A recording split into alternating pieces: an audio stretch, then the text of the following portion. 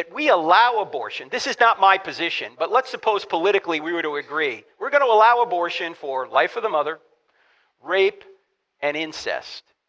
Would you join me in banning all other convenience abortions? What's the other person going to say? If abortion is wrong and forcing people to have the baby, then why did God obtain Mary's explicit verbal consent in Luke 1:38 to become the mother of Jesus? Even God didn't force Mary to give birth to Jesus. She gave him her permission. All scholars agree on this. What does that have to do with abortion?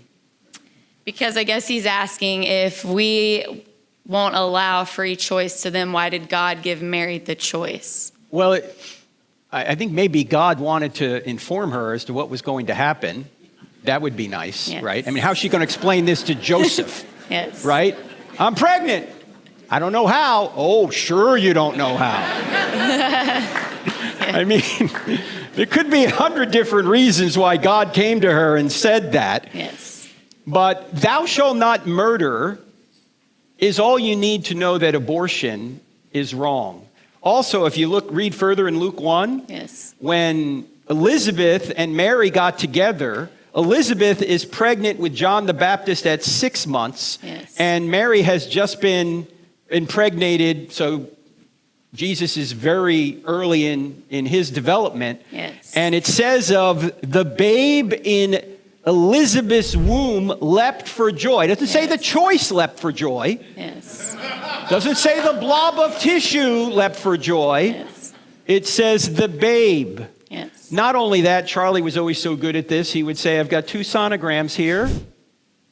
One is a sonogram conceived in rape. Another is a sonogram of conceived normally, consensual. Which is which? I don't know. Of course you don't know. They're both human beings. Yes. Okay? And by the way, when people bring up the rape objection, Yes. I like to say, let's say for the sake of argument, that we allow abortion. This is not my position, but let's suppose politically we were to agree. We're going to allow abortion for life of the mother, rape, and incest. Would you join me in banning all other convenience abortions? What's the other person going to say? No. Well, why do you bring rape up at all then? It has nothing to do with your case. You're not really concerned about allowing an exception for rape.